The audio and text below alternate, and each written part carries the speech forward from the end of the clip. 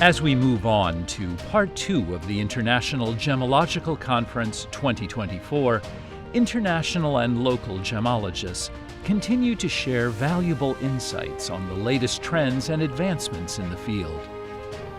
Our keynote speaker, Dr. Dominic Mok Wai-kei, founder and principal of AGIL, will provide a comprehensive understanding of the rich gems and gemmology landscape in Greater China. Ladies and gentlemen, today my topic is the development of gems and gemmology in Greater China, an overview. Greater China, which includes mainland China, Hong Kong, Macau, and Taiwan, has a very lively gem market. This market shows how important gems are to be in the region culture. People in Greater China love many different types of gems, just like people all over the world. Some of their favorites are fei-chui, he-tian-yu, diamond, ruby, sapphire, emerald, coral, pearls, peridots, amethyst, and many more. You might notice that some gems' names are a little different in Greater China compared to what you find in the Western countries. For example, in the West, a gemstone known as jadeite, but in here we call fei-chui. A gemstone called specialty garnet is often called thunderstone in here, which comes from a popular drink. You find a huge varieties of jewelry in Greater China, from popular gold jewelry like zhoukgam, 999 gold, to beautiful pieces of all kinds of gemstones like necklaces, earrings, and rings. The region also has a long history of jade carving going back to 5,000 years ago. And there's a unique craft called diancui, where they use bird feathers to decorate things, which is really special. Back in times to 1900s. Palace hold a massive event called the 1900 Universal Exhibition, where all the latest inventions were on display. It was at this exhibition that the world saw synthetic ruby crystal for the very first time. This crystal made using a process called the Verneuil flame fusion method were a big deal. It made jewelers worry because it was now even harder to tell natural rubies from synthetic ones, especially after they were cut. Technology has been revolutionizing the world of gemstones. In 1930s, synthetic emeralds were invented. In 1950s, saw the creation of synthetic diamond. Then in the 1980s, synthetic jadeite was developed solely for research purposes. And in the 1990s, synthetic moissanite was invented. Finally, the 2000s brought the mass production of gem-quality lab-grown diamonds. This technology have made gemstone identification increasingly challenging as the quality of synthetic stone closely approached to that of the natural one. Gemmological Association of Great Britain, GEM-A, is the world's longest established provider of gemmology courses. Their gemmology diploma evolved from the first gem course proposed for the UK jewelers trade in 1908. And their prestigious gemmology and gem diamond diplomas are recognized throughout the world. Their in-depth training and professional qualifications have shaped the field. The Gemmological Institute of America, GIA, established in 1931, and the renowned 4C grading system for diamonds in the 1950s, which is widely used today as a key standard for assessing diamonds' quality. The establishment of the standard has not only enhanced customer trust, but also promote transparency in the global jewelry market. Founded in 1983, AGIL, the Asian Gemmological Institute and Laboratory in Hong Kong, is the regional oldest professional gem testing laboratory. While previously operating branches in Macau and Myanmar, currently maintain a branch in Shundak, Guangdong province of China. Uniquely, AGIL offers all GEM-A courses in both Chinese and English. AGIL graduates have earned 6 World Best Candidates of the GEM-A Global Examination and 8 awards. The Institute pioneered fake trade testing in Hong Kong in 1993 and became the first government-accredited fake trade testing laboratory in 2005. AGIL hosts the first-level free competence-based gemmology course accredited in Hong Kong, equipped with advanced instrumentation and over 10,000 standard stone AGIL labs in gemmology expertise. AGIL aims to maintain Hong Kong's position as a leader in gemmological education and develop more courses across Asia and in the world. Over the past 3 decades, the booming jewelry market in Greater China has driven a strong demand of skilled gemmologists. This demand has fostered the development of gemmology education across the region, leading to a more sophisticated educational systems. Gemmological institutes across Greater China have played a key role in the developments. This slide shows universities in Greater China offering undergraduate degrees of jewelry program that cover areas like gem identification and the geological study of gems, mineral, and design. While some programs have stopped accepting applications, it's interesting to note that before today, there are no undergraduate jewelry program offered by any university in Hong Kong. Today's gemmologists face a unique set of challenges that demand a multifaceted approach to navigate and achieve success. The landscape of gemmology and jewelry is constantly evolving, presents new hurdles and opportunities. These challenges include gems and jewelry products and quality management, advanced high-tech technology testing, sustainability, AI, artificial intelligence, and contemporary manufacturing, craftsmanship, as well as antique jewelry. These unique blends of science knowledge, business acumen, communication skills, and ethical awareness, making it more challenging to gemmologists. By embracing this challenge and developing a multifaceted approach, gemmologists can pave the way for a sustainable and thriving future for the gemmology and jewelry industry. Hong Kong's jewelry industry is entering a new chapter with the launch of the Applied Degree Program in Gemmology and Jewelry Study at Hong Kong Metropolitan University. This groundbreaking program represents the first dedicated applied degree in the field, making it a significant milestone for the industry. The program seamlessly integrates academic knowledge with practical jewelry experience. Equip graduates with a global perspective and a broad range of skills. The program will boost, and international faculties utilize a teaching approach that combines English with supplementary Chinese instruction, and leverage cutting-edge technology and comprehensive teaching material, including standard stone and jewelry specimens. This ensures that the graduates are well prepared to thrive in the global jewelry market. This development reinforces Hong Kong's position as a leading international jewelry hub and will contribute to its continued success in the global jewelry industry. The Applied Degree Program in Gemmology and Jewelry Studies equips students with a comprehensive understanding of the industry, encompassing advanced gem testing techniques, production and quality management, the science behind the jewelry creation, and the intricacies of antique and contemporary jewelries. Graduates gain specialist knowledge in working with various gemstones, diamonds, and precious metal, ensuring they are all well prepared for a successful career in this dynamic field. This program goes beyond technical skills, fostering leadership qualities and strategic thinking. Graduates will be equipped to develop efficient production and quality systems effectively and leverage their understanding of manufacturing structural engineering to create innovative solutions within the industry.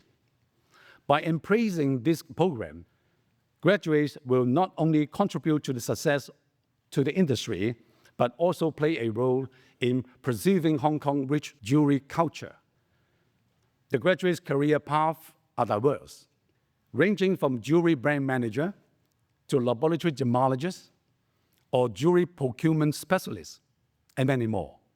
This vibrant industry has a place for students, for graduates.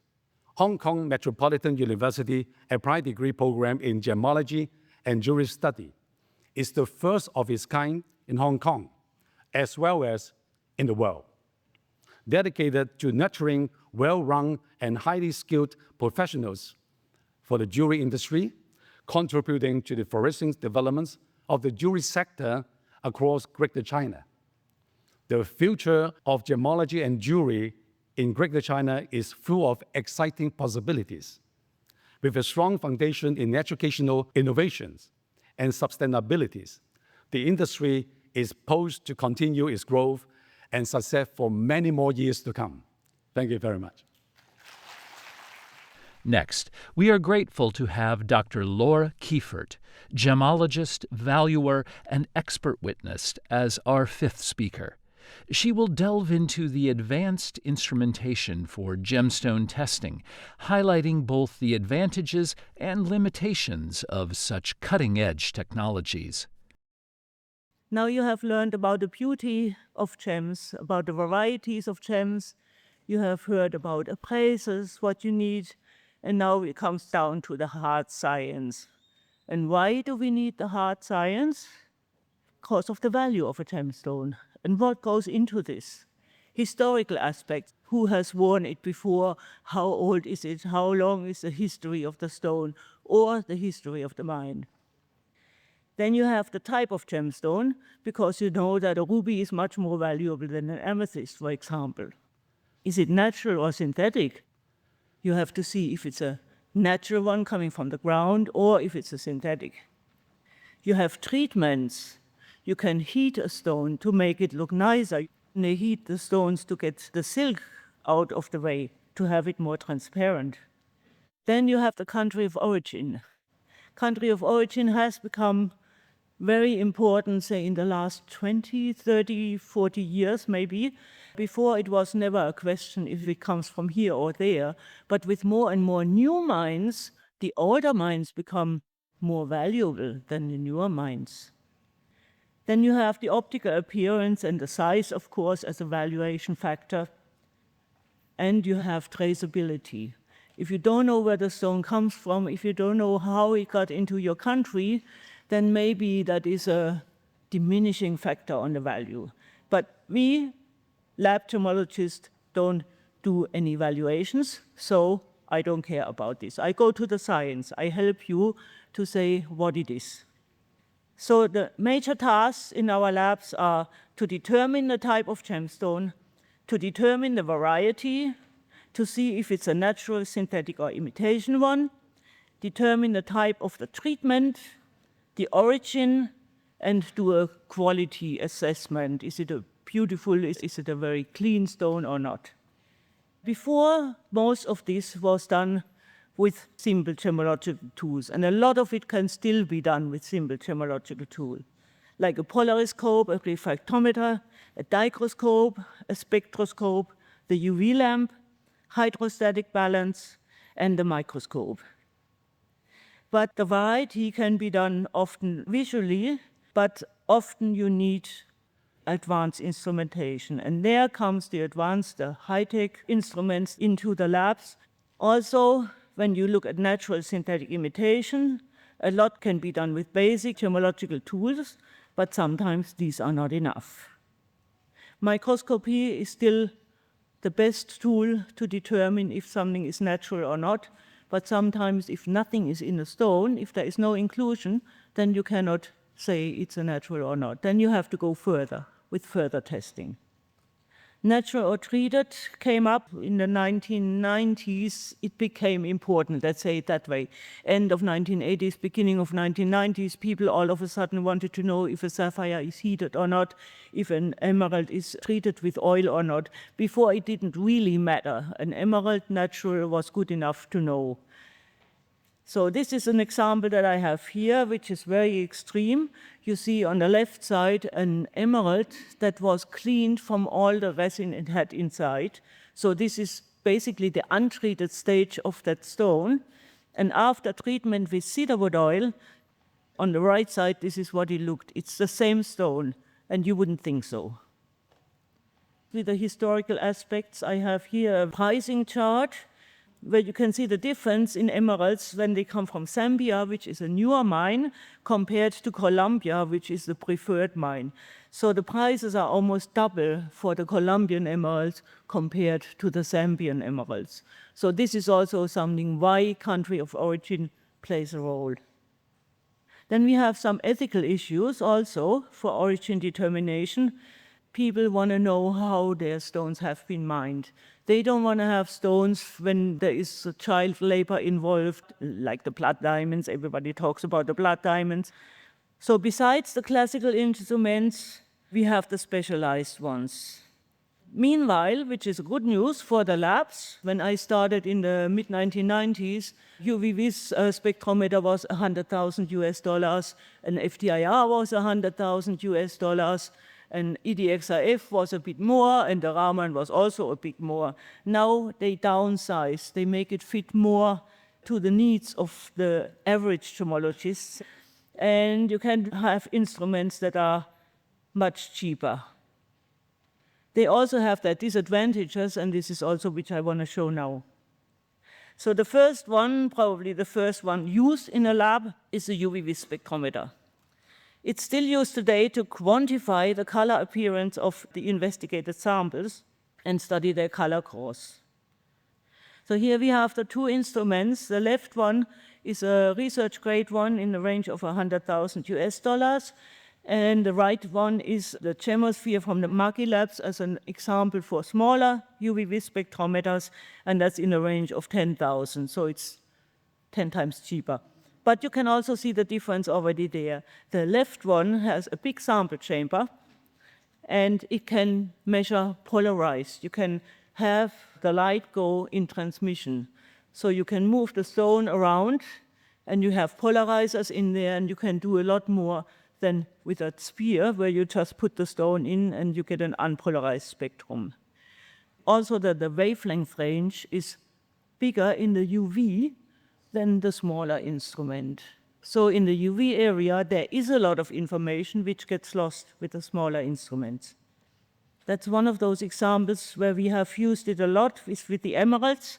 You can distinguish between iron-rich and iron-poor emeralds, for example, and then you can fine-tune it so you can even find out if it's a Colombian or if it's an Afghani stone when you know what to look for in the UV-Vis. Or the heat treatment of Paraíba tourmaline, or see if it is a Paraíba tourmaline at all, compared to blue tourmalines. You can do a spectrum and you see this is from copper and this is from iron.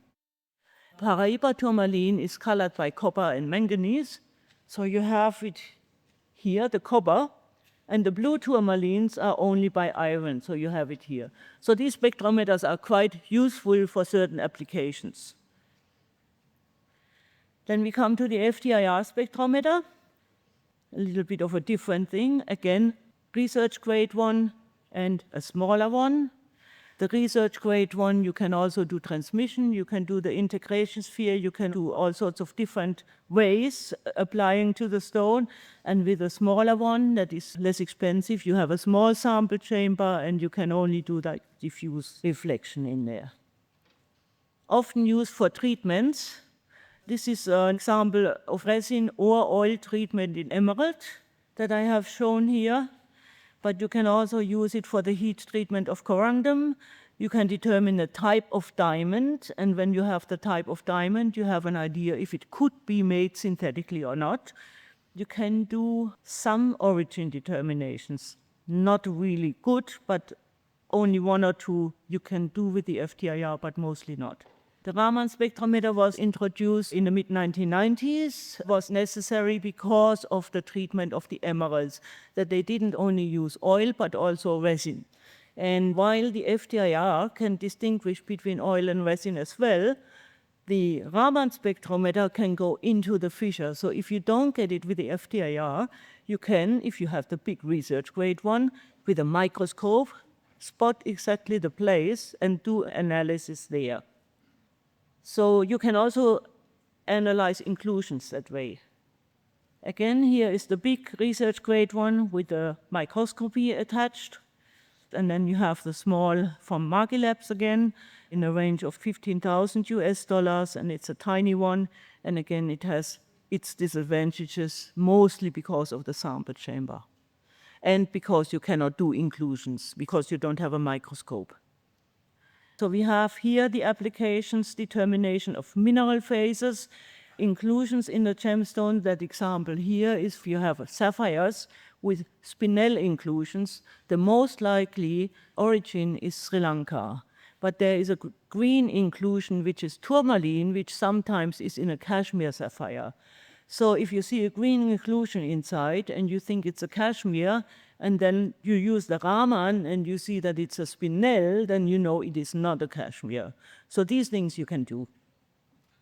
Not possible distinction between synthetic and natural gems, some of them at least. Gem variety, it's hard. If you analyze a ruby, it comes out as corundum, no matter what color it has. The heat treatment of certain gems you cannot do, and the origin determination you cannot really do with a Raman spectrometer. We have to go to the EDXIF spectrometer. There is, unfortunately, not really a small version. There are some EDXIF spectrometers that are made for metals, and some of them can be made to function for gemstones as well, but mostly in the low-range elements, it's not so very good. Then we have the applications. We get the chemical composition, and with the chemical composition we can do a lot. We can determine the type of stone, we can see in a rough or mounted stone what it is. We can distinguish between synthetic and natural. Certain treatments can be done. We can see color authenticity of certain pearls and corals and also stones. Origin determination, because each origin has a little bit of a different chemical composition, the stones. Also opatypes, for example, but most of the treatments cannot really be done with EDXIF. Here's the example of the pearls, freshwater versus saltwater. Freshwater have more manganese, and the saltwater has more strontium. So if you have the two values, you have a plot, and you can see this is a freshwater pearl, this is a saltwater pearl. So you need the chemical composition for these. Then we have the last one, ICP-MS. It's come in the labs only in 2005 around, and that was because of another treatment that was introduced, which was a beryllium treatment, which could not be detected with a normal EDXIF because the element is too light. So they needed something else to do that. Now, it's not really destructive, but it takes a little bit of the stone away, very, very little. But it can detect all the elements down to very low values and down to very low limits. Super expensive, 250,000, plus somebody who runs the instrument, plus the consumable that are used all the time. Quick multi-element analysis, distinction between synthetic and natural, determination of the treatments with light elements, like the beryllium treatment, origin determination of most gems. A lot of the labs that have this instrument don't use EDXIF for origin anymore. They only use laser ablation ICP-MS because it's more exact for the origin. Identification of a gem variety, of course, and then age determination of zircons and age determination of corundum based on zircon inclusions. How you do it, it's a little bit like chemical fingerprint, like a DNA. You have all your stones, your reference samples in the library. This element is always higher than that element in a certain origin. So you have this zigzag line. Then you have your origin. and you compare it with, and it comes out with something closest match. That's like when you do a DNA or something. Age determination of a zircon in a sapphire, so you can also see what the damage looks like in a stone, very, very tiny. And here I come to the end. There are rapid developments, and the instruments have to follow the rapid developments. You cannot just use one. Often that doesn't work. Often you have to see this one, this one, this one, this one, and then make a combination of all to see what origin or what treatment or whatever you have. Then you have to have a solid understanding of the materials that you deal with as well. Often it's compared with reference spectra, so you have to know what you have in your database, how good is your database. And then last but not least, which is not on there, a lot of the mistakes happen by handling the stones. When you touch them and you don't clean them and you put them on the instrument and then you get your oil from the fingers and you think it's an oil stone, then it's not good. So you have to know what you are doing. With this, I come to an end. Thank you very much and enjoy your gemstones. Finally, Mr. Kent Wong Siu-kee, chairman of the Jewelers and Goldsmiths Association of Hong Kong, will examine the application of innovative technologies in jewelry, elaborating on how these advancements are transforming the industry. I'm greatly honored to be here today to share some insights on the application of innovative technology in the jewelry industry and how this technology significantly enhance consumer experience while promoting sustainability. First, I would like to share with you AR and VR, augmented reality and virtual reality. The application of this technology in the jewelry industry, especially in fashion industry, is becoming increasingly common, offering consumer a whole new shopping experience. Consumer can use AR technology to try on jewelry at home or anywhere, allowing them to see how different styles look like without leaving their house. Meanwhile, VR enable consumer to explore virtual jewelry stores, making the shopping experience much more engaging and fun. This technology not only enhance the shopping experience, but also increase brand appeal. Consumers feel a higher level of interactivity and personalization, which in turn raise their satisfaction. Next, let's discuss about a 3D printing technology. This technology plays an increasingly important role in the design and production process of jewelry manufacturer today, allowing us to quickly bring creative idea to life before mass production. Jewelers can use 3D printing for rapid prototyping, allowing consumers to customize unique pieces of jewelry according to their preference. So imagine consumers designing their own rings and seeing physical sample in a short time. This interactivity greatly enhances consumer engagement and ownership. In addition to enhancing consumer engagement, 3D printing reduces production time and costs, while increasing product personalization. This advantage gives jewelers a competitive advantage in a cloud market. Next, let's examine blockchain technology. Its application in the jewelry industry will establish stronger trust between consumer and business. Blockchain can be used to verify the source and authenticity of jewelry. This not only prevents counterfeit products from circulating, but also allows consumers to trace the entire supply chain of the jewelry they purchase, from raw material to finished product. This transparency not only enhances brand trust, but also attracts a growing number of ethically conscious consumers. As consumers become increasingly concerned about ESG commitment from the brand, this technology will become a critical standard in the jewelry industry in the future.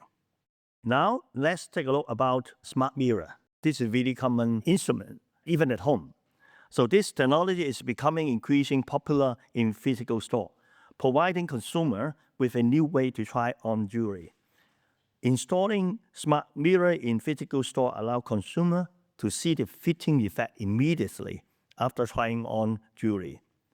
This enables consumer to quickly decide which pieces best suit their dress code and style, while enjoying a more efficient shopping experience. The use of smart mirror not only improves shopping efficiency, but also enhances the modern and digital feel of the brand. Consumer shopping in such an environment experience higher interactivity and enjoyment, increase, of course, their likelihood of purchase. Now, take a look into online experience, which is one of the most important channels that we can approach to the consumer. With the rapid development of e-commerce, the jewelry industry is continually exploring ways to enhance the convenience and appeal of online shopping. Jeweler can analyze consumer purchasing behaviors and preference to provide personalized recommendation and promotion. This data-driven marketing strategy effectively enhances consumer engagement and satisfaction. Accurate recommendation not only boosts conversion rate, but also enhance customer loyalty. When customers feel that the brand cares about their needs, they are more likely to form an emotional connection with it. Finally, let's look at AI-driven automated customer service. By using chatbot, brand can automatically respond to consumer inquiry and handle orders and after-sales service.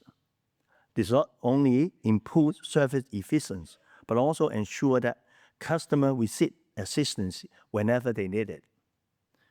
AI-driven automating consumer service enhance customer satisfaction while reducing operating costs. Brands can focus more on their core business without spending excessive time on repetitive customer inquiry. Ladies and gentlemen, by presenting this presentation, I just want to inspire everybody thinking what is the future and explore on technology application in future. And explore how to enhance customer experience and receive brand growth through technology. I never believed that technological advancement can replace human work, especially jewelry industry. We believe technology can make things more efficient, but it can never truly replace the creativity and emotion that humans bring to the betterment of the world. Jewelry is a perfect example. It is not just about beautiful adornment. It is a creative industry that embodies culture and expression. As the world changes, the jewelry industry needs to adapt and evolve. We need to embrace modern technology to improve efficiency and reach more people. But at the same time, we must hold on to traditional craftsmanship that make jewelry so special and unique. Finally, we believe that collaboration across all stages of research, learning, production, and sales will create a bright future for the jewelry industry. We are grateful to Hong Kong Metropolitan University for launching the first applied degree program in gemmology and jewelry study in Hong Kong, where I think the right place, because here is where East and West culture meet together. This program will play a key role in training well-rounded, qualified professional leaders, ensuring the jewelry industry continues success. We are confident that this program will contribute to the prosperous future of the jewelry industry. Thank you so much.